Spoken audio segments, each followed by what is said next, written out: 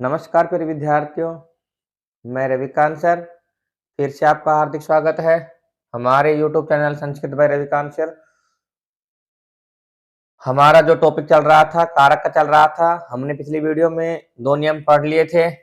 एक हमारा आता था सहयुक्त अप्रधाने, दूसरा नियम हमारा था अंग विकारे। दोनों मोस्ट इंपोर्टेंट नियम थे। आज जो हमारे चैनल पर नए हैं वो चैनल को क्या कर दीजिएगा, सब्सक्राइब कर दीजिएगा, बेल आइकन को दबा दीजिएगा, जिससे कि आपको रोजाना नोटिफिकेशन आता रहे कि हम जो भी वीडियो बनाएंगे। आइए देखते हैं कर्ण कारक। कर्ण कारक का जो अगला नियम आता है हमारा इत्यथम इत्यथम भूत लक्षण है।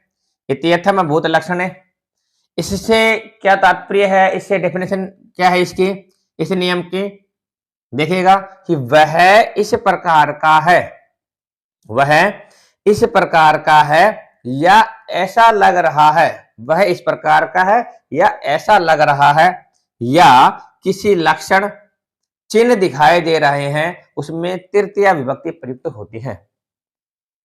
कुछ समझे परिभाषा से, डेफिनेशन समझे कुछ, देखिएगा कैसे बताएंगे आपको कि वह इस प्रकार का है या ऐसा लग रहा है। मान लीजिए रास्ते में हम जा रहे हैं और हमें कोई पुलिस की वर्दी वाला मिल गया, तो हम बता सकते हैं पुलिस वर्दी वाला वो क्या कहलाता है, पुलिसमैन कहलाता है, वर्दी पहन रखा है। डॉक्टर की वर्दी पहनने वाला क्या कहलाएगा, डॉक्टर कहलाएगा। तो हमें उससे मालूम नहीं हो रहा है, उसकी ड्रेस से मालूम हो रहा है। कोई बच्चा जा रहा है, बैग टाक कर पीछे बैग लटका के जा रहा है और वो कहाँ जा रहा है, विद्यालय में जा रहा है, तो हम बता सकते हैं कि ये जो बच्चा है ये क्या है, स्टूडेंट है, विद्यार्थी है। अर्थात उसके लक्षण या चिन्ह दिखाई दे रहे हैं, वहां पर कौन सी विभक्ति आती है, तृतीय विभक्ति आती है। और कारक कौन सा रहेगा, कर्ण कारक रहेगा। ठीक है, जहां पर आपको प्रतीत होता है कि भाई ये आदमी ऐसा है, ये आदमी इस प्रकार का है, ये अर्थात उसके चिन्ह दिखाई देते हैं उसमें, तो उसमें जो चिन्ह है उसमें कौन सी विभक्ति आएगी, तृतीय विभक्ति आएगी। ठीक है, देखिएगा हमारे पास उदाहरण है। मान लीजिए कोई व्यक्ति हमारे घर आ जाए और उनकी जटाएं बड़ी बड़ी जटाएं हो, तो हम बता सकते हैं जटाओं से, अर्थात बड़े बड़े बाल हो, तो हम बता सकते हैं उस जटाओं से कि ये व्यक्ति कौन है, तपस्वी है, साधु है। ठीक है, अगर कोई भिखारी आ जाए, फटे पुराने कपड़े पहनकर आ जाए, तो हम बता सकते हैं कि ये कौन है, भिखारी है। कोई पंडित जी जिसकी हमें क्या दिखती है, शिखा दिखती है, चोटी दिखती है और 3 लाइन खिंची रहती है या कुछ माथे पर बना के रखता है, और तो पता चलता है कि ये व्यक्ति क्या है, उसका चिन्ह दिखाई देता है कि ये व्यक्ति क्या है, कौन है, ये पंडित है। ठीक है, पंडित है। तो देखिएगा प्यारे विद्यार्थियों, हमारा जो नियम है, तीसरा नियम यही कहता है कि इत्यर्थम भूत लक्षण, अर्थात वह इस प्रकार का है या ऐसा लग रहा है या कुछ किसी लक्षण या चिन्ह दिखाई दे रहे हैं, तो उसमें कौन सी विभक्ति आती है, तृतीय विभक्ति आती है। देखिएगा इसका उदाहरण हमारे पास है। उदाहरण है कि खालिस्तान, खालिस्तान ताप से मतलब होता है तपस्वी, प्रतीयते प्रतीयते, यहां आ गया जटा, खालिस्तान ताप से प्रतीयते। यहां पर जटा मैंने अभी बताया था, जटाएं बताया था, तपस्वी प्रतीत हो रहा है, किससे हो रहा है, जटा से। अब हमें जटा के रूप याद होने चाहिए, तो जटा का रूप इसमें पहली बार तो यह आएगा, जटाएं होती कितनी है, बहुवचन में आएगी, क्योंकि जटाएं तो बहुत ज्यादा होती है हमारे बालों की। तो वही बात है, जटाएं में क्या आ जाएगा, तो जिस प्रकार आता है रामेण रामभ्याम राम भी, इसी प्रकार क्या आ जाएगा, जटा भी। तो इसका उत्तर आ जाएगा हमारा कौन सा, जटा भी। ठीक है, समझ गए होगे आप। इस प्रकार का भी आ सकता है, अंडरलाइन दे दे, आपको बताया था मैंने पिछली वीडियो में बताया था, उस पिछली में भी बताया था कि किस प्रकार के क्वेश्चन आते हैं। तो इस प्रकार का फिर देख लीजिएगा, इसमें अंडरलाइन आपको दे दे कि इस अंडरलाइन में रेखांकित पद में कौन सी विभक्ति है और किस कारण से है, तो हम बता सकते हैं कि यहां पर जटाभि में तृतीय विभक्ति है। ठीक है, और इत्यथम भूत लक्षण के आधार पर है, इसके योग में है। ठीक है, तो आइए देखते हैं और आगे देखो कि स बालक कि वह बालक, स बालक कि वह बालक, क्या हो रहा है, खालिस्तान छात्र प्रतीयते, प्रतीत हो रहा है, छात्र प्रतीत हो रहा है। किससे हो रहा है? वो पुस्तक से हो रहा है। ठीक है, पुस्तक से हो रहा है वो, कि वह जो बालक है वो किससे हो रहा है प्रतीत? पुस्तक से हो रहा है कि छात्र प्रतीत हो रहा है वो बालक। पुस्तक उसके हाथ में है या उसके बैग में है, तो उससे मालूम हो रहा है कि ये कौन है, ये बालक है, तो छात्र प्रतीत हो रहा है, छात्र लग रहा है। तो जहां पर ये पुस्तक शब्द आया है तो यहां पर क्या आ जाएगा? रामायण रामाभ्याम रामई, रामई आता है, तो यहां पर क्या आ जाएगा? इसका बहुवचन करेंगे तो पुस्तकई।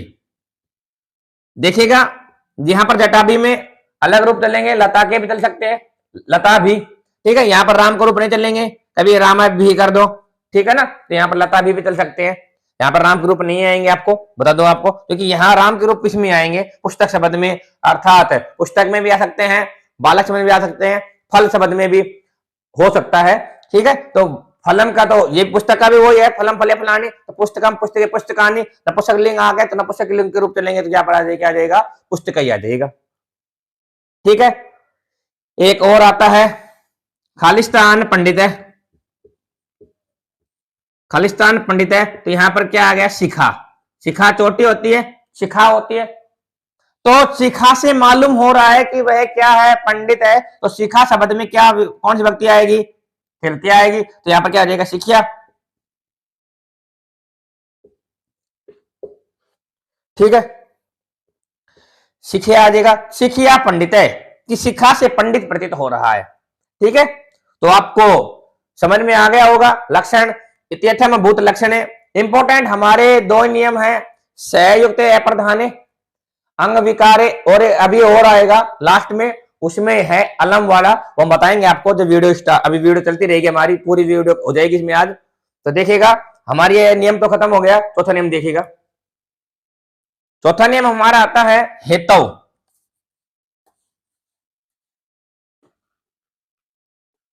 वीडियो को लाइक कर दीजिएगा, सब्सक्राइब कर दीजिएगा। देखिएगा प्यारे विद्यार्थियों, हमारा जो अगला सूत्र आता है हेतु, लिखिएगा इसमें कि जब हेतु या कारण हो, जब जब हेतु अथवा कारण, भाई हेतु का मतलब क्या होता है? कारण होता है। जब हेतुवाचक शब्द या हेतु या कारण हो, वहां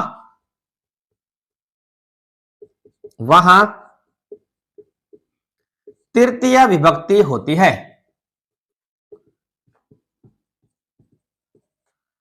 जब हेतुवाचक शब्द हो या कारण हो, कारण भी वही बात है, हेतु मतलब कारण, कि जहां पर आपको कारण मिल जाए वहां पर कौन सी विभक्ति होगी? तृतीय विभक्ति होगी। ठीक है, कुछ समझे इससे, कारण से समझे कि यहां पर आप पढ़ने के लिए आए हो, क्या कारण है आपका? कि हमें तो कारक सीखने हैं, तो कारक हमारा क्या हुआ? कारण हुआ। किसी बच्चे के, किसी भाई के पुत्र हुआ है, और वो खुश हो रहा है वो, तो इसका मतलब क्या हुआ? क्या हुआ उसका? कि उसके पुत्र हुआ है, पुत्र का कारण है उसका खुशी होने का। ठीक है, कोई विद्यालय में जा रहे हैं बच्चे पढ़ने के लिए, तो उसका कारण क्या हुआ? पढ़ना हुआ, अध्ययन करना हुआ। समझ रहे हैं ना? अर्थात जो कारण होगा वही क्या रहेगा? वहां पर कौन सी विभक्ति आएगी?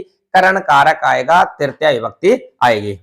आइए देखते हैं हमारा जो नियम है, इसके अकॉर्डिंग देखेंगे कि से खालिस्तान वसती, कि वह रहता है, कोष्टक में देगा आपको ये चीज, अध्ययन, वह रहता है, अध्ययन करने के लिए रहता है, अर्थात उसका कारण क्या है? अध्ययन करना है, इसलिए वो यहां पर रह रहा है। ठीक है, यहां पर क्या आ जाएगा? इसका बहुवचन, इसका वो करेंगे तो कर्ण कारक करेंगे तो क्या आ जाएगा? इसका तृतीय विभक्ति लगाएंगे तो अध्ययनेन। ठीक है, आ गया होगा समझ में। और देखिएगा, खालिस्तान हर्ष है, हर्ष है अर्थात वह खुश है, किस कारण से है? पुत्र आ गया, घर में पुत्र आ गया तो खुश तो होगा ही, तो इसमें क्या आ जाएगा? पुत्र का पुत्रेण। पुत्रेण क्यों करेंगे? क्योंकि एक ही तो पुत्र है, एक पुत्र तो हुआ है, एक पुत्र होगा जो खुश हो गया। तो और देखिएगा, और उदाहरण हमारे पास आते हैं। खालिस्तान हरि दुष्ट, हरि दृष्ट, सॉरी, हरि दृष्ट, कि वह हरि दिख रहा है, हरि दिख रहा है, वह हरि दिखता है। ठीक है, तो अब वो क्यों दिख रहा है हरि? उसका कुछ कारण तो होगा, जब तो हरि दिख रहा है। वो क्या कारण है? पुण्य करने के कारण है, पुण्य करता है वो, हमारी तरह हरि दिख रहा है, वो पुण्य करता है। इसी प्रकार यहां पर क्या हो गया? पुण्य का क्या करेंगे हम? तृतीय भक्ति में करेंगे, पुण्य का क्या जाएगा? पुण्येन। ठीक है, कुछ समझ में आपको आ गया होगा कि जहां पर आपको कारण नजर आ जाए, कारण दिख जाए वाक्य में, वहां हम तृतीय विभक्ति करेंगे, कर्ण कारक करेंगे। और देखिएगा प्यारे विद्यार्थियों, खाली अभी मैं सीधा लिख देता हूं, सीधा ही उदाहरण देखते रहना, एग्जाम में आते रहते हैं उदाहरण। विद्या यश वर्धते, कि विद्या करने से क्या बढ़ता है? यश बढ़ता है।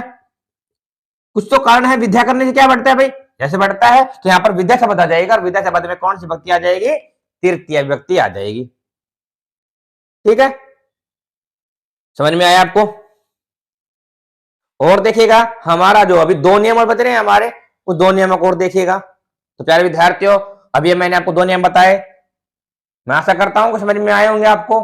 और देखिएगा, हमारा पांचवा नियम है, इसको आप स्क्रीनशॉट मार सकते हो वीडियो की। ठीक है, आइए देखते हैं।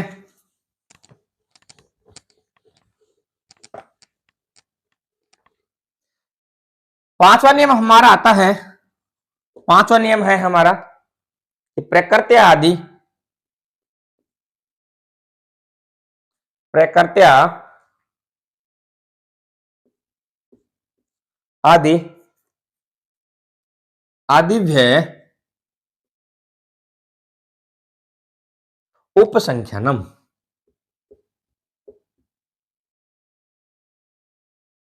उपसंख्यानम, प्रकृत्या आदि, प्रकृत्या आदि आदिव्य उपसंख्यानम।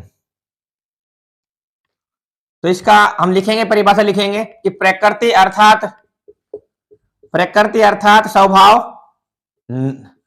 स्वभाव नेचर, आदि क्रिया विशेषण, आदि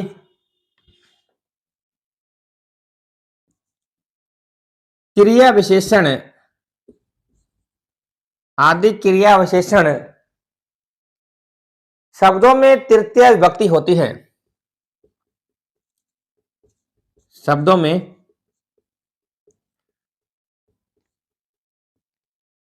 तृतीय विभक्ति होती है। देखिएगा,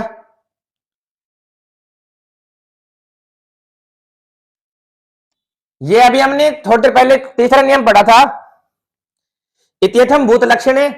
इस नियम के अकॉर्डिंग ही है ये भी कि प्रकृति आदिभ्य उपसंख्यानम, अर्थात प्रकृति अर्थात स्वभाव, आदि क्रिया विशेषण शब्दों में तृतीय विभक्ति होती है। स्वभाव नेचर से पता चलता है कि यह व्यक्ति कैसा है, किस प्रकार का है। वही बात है, मैंने बताया था अभी थोड़ी देर पहले, बताया था आपको कि शालीन व्यक्ति होता है, अर्थात वो साधु प्रवृत्ति का होता है। ठीक है, तो देखिएगा उसमें कौन सी विभक्ति आ जाएगी? तृतीय विभक्ति आ जाएगी। तो देखिएगा, हमारे पास उदाहरण है,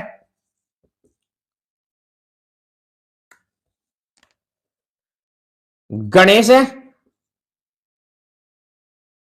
गणेश है खालिस्तान जीवती, गणेश खालिस्तान जीता है, अर्थात किस कारण से जी रहा है? वो सुख ही है, स्वभाव है उसका। तो क्या हो जाएगा? यहां पर क्या आ जाएगा? सुख का सुखेन आ जाएगा। ठीक है, दूसरा हमारे पास उत्तर प्रश्न है, शेख खालिस्तान प्रकृतिया, प्रकृति अर्थात वही प्रकृति स्वभाव साधु अस्थि, कि वह है, उसका स्वभाव किससे प्रतीत हो रहा है भाई? वो कि वो साधु है, सज्जन है वो। साधु से प्रतीत हो रहा है कि वो सज्जन है। बताया गया था कि प्रकृति, स्वभाव आदि क्रिया विशेषण शब्दों में तृतीय विभक्ति आती है, होती है।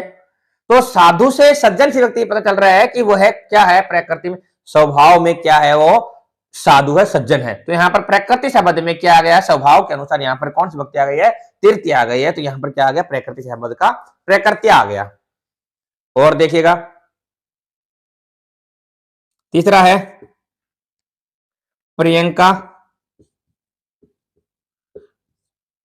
इंपोर्टेंट हमारे दो ही नियम है, सह युक्त अप्रधाने अंग विकारे, और इसके बाद में एक अगला नियम हो रहेगा, वो इंपोर्टेंट है। इन नियमों में पूछताछ नहीं हो पाती है, क्योंकि जो मोस्ट है हमारे इसे कर्ण कारक में वो तीन ही नियम आते हैं, संयुक्त अप्रधाने अंग विकारे। इसमें से क्वेश्चन पूछ लेते हैं, बहुत कम पूछते हैं, अगर पूछेगा तो हेतु में से पूछेगा, लेकिन अधिकांश पूछ लेते हैं तो हम बता सकते हैं कि प्रकृति अधिव्यय उपसंख्या नाम में प्रकृति या स्वभाव के कारण यहाँ पर तृतीय विभक्ति आती है। ठीक है, तो प्रियंका खालिस्तान जीवती, सॉरी लिखती, कि प्रियंका लिखती है, इस प्रकार से लिखती है। यहां पर सरलता आ गया, सरलता, तो यहां पर क्या आ जाएगा, सरलतया, क्या आ जाएगा, सरलतया, तृतीय विभक्ति आ जाएगी लता के अनुसार। ठीक है, ठीक है ना। उसका स्वभाव है सरलता लिखना, सरल प्रकार से लिखना उसका स्वभाव है। तो यहां पर क्या आ जाएगा, स्वभाव प्रकृति, यहां पर कौन सी समझ क्या आ जाएगा, यहां पर स्वभाव या प्रकृति के अनुसार यहां पर सरलता शब्द में क्या आया है, सरलतया आ गया। ठीक है, अगला देखिएगा हमारा मूर्ख खालिस्तान जीवते, मूर्ख खालिस्तान जीवती, यहां पर आ गया दुख। देखिए वो व्यक्ति मूर्ख है, इसी प्रकार वो दुख से जी रहा है। जहां पर व्यक्ति गणेश क्या है, गणेश सुखी पूर्वक जी रहा है। ठीक है, तो यहां पर व्यक्ति क्या है, मूर्ख है, इसी प्रकार वो मूर्ख व्यक्ति होने के कारण वह क्या कर रहा है, दुखी पूर्वक जी रहा है, अर्थात उसका कारण है मूर्ख होना। ठीक है, तो यहां पर क्या आ जाएगा, दुख का दुखेन आ जाएगा। कोई दिक्कत नहीं होनी चाहिए। जो अब मैं आपको बताने जा रहा हूं हमारा छठा नियम है, वो सबसे मोस्ट नियम है हमारा। तीन नियम इसमें मोस्ट हैं, आपको बता देता हूं मैं, सहयुक्त अप्रधाने अंग विकारे, और तीसरा नियम हम बताएंगे अभी आपको, अलम शब्द योगे। ठीक है, आप इसकी स्क्रीनशॉट ले लीजिएगा। होगी, चलो ठीक है, आगे देखते हैं हमारे वीडियो में, बने रहिएगा।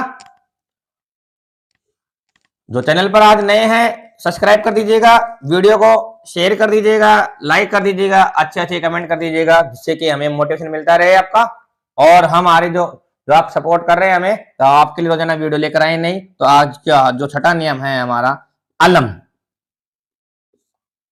लिखिएगा, बहुत शानदार नियम है ये। सॉरी, हाँ, निषेधार्थक लिखो, निषेधार्थक, निषेधार्थक, निषेधार्थक का मतलब होता है क्या, मना करना। तो लिखिएगा, अलम शब्द योगे, अलम शब्द में, अलम शब्द के योग में तृतीया विभक्ति होती है, के योग में तृतीया विभक्ति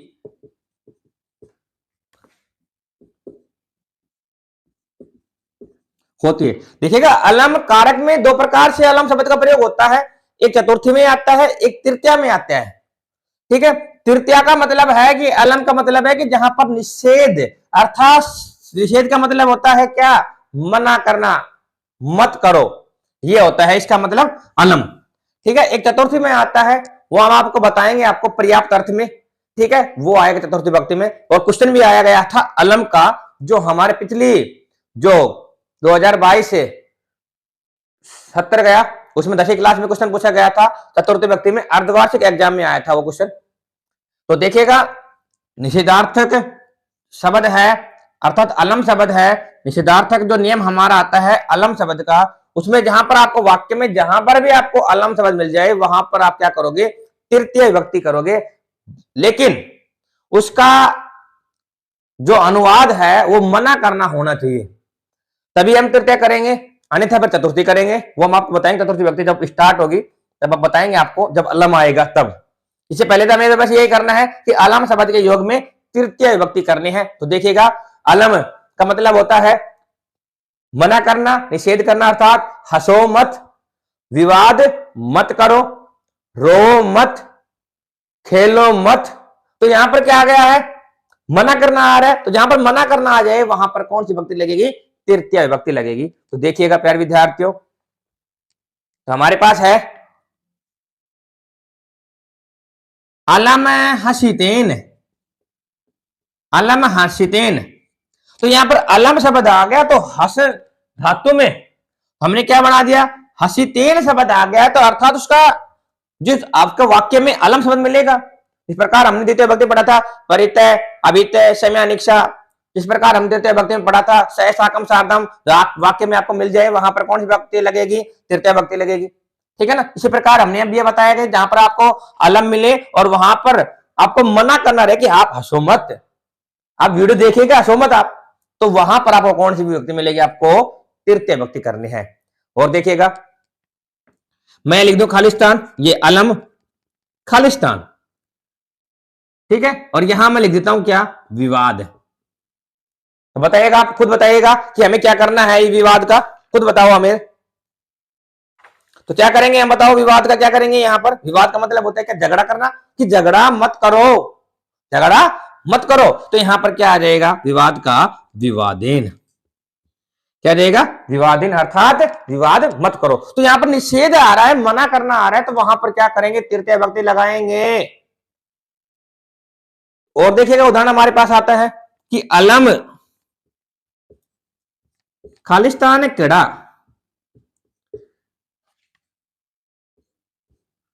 खालिस्तान क्रीड़ा।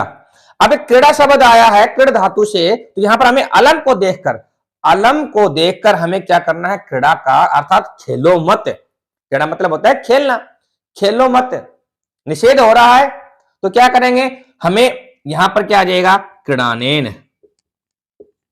अगर एग्जाम में इस प्रकार आ जाए कि अलम में क्रीड़ानेन शब्द में कौन सी विभक्ति है और किस स्थान से है, तो हम बता सकते हैं कि तृतीय विभक्ति, तृतीय विभक्ति और अलम शब्द योगे, अलम शब्द योगे। समझ में आ गया होगा आपको, अच्छे तरीके से समझ में आ गया होगा। तो देखते हैं और अगले, अभी हमारे पास एक उदाहरण और आ रहा है, अलम खालिस्तान, अलम खालिस्तान, यहां पर देता हूं मैं क्या, भाषण। ठीक है, भाषण दे दिया मैं यहां पर, तो भाषण के बाद में यहां पर क्या आ जाएगा, भाषणेन, अर्थात भाषण मत दो, आप जाइएगा, भाषण मत दो।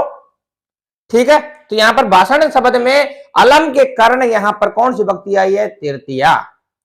इसका और भी आता है कि वध, वध, अगर यह अलम वध होता तो यहां पर क्या आता, वध का मतलब होता है बोलना, तो वध का क्या आ जाएगा, वदनेन, अर्थात बोलो मत, बोलो मत, क्या रहो आप, चुप रहो, बोलो मत, अर्थात कहो मत, बोलो मत। यहां पर क्या आ गया, निषेध आ गया, मना करना आ गया, वहां पर क्या लगेगा, तृतीय विभक्ति आएगी। और सबसे मोस्ट है, तीन हमारे बताए गए थे, एक तो आता है सहयुक्त अप्रधाने,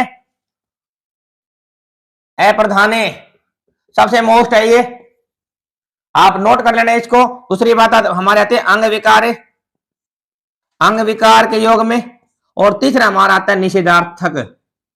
तीन इस कारक में इंपॉर्टेंट है, तीनों याद कर लेना, एग्जाम में क्वेश्चन आते हैं तो तीनों में से आएंगे। ठीक है, फिर मिलेंगे हम अगली वीडियो में अपने नए कारक की ओर, जो हमारा संप्रदान कारक आएगा, चतुर्थी विभक्ति आएगी। फिर मिलेंगे अगली वीडियो में। इसी के साथ आपके उज्जवल भविष्य की कामना करता हुआ अपनी वाणी को विराम देता हूं। धन्यवाद, जय हिंद, जय भारत।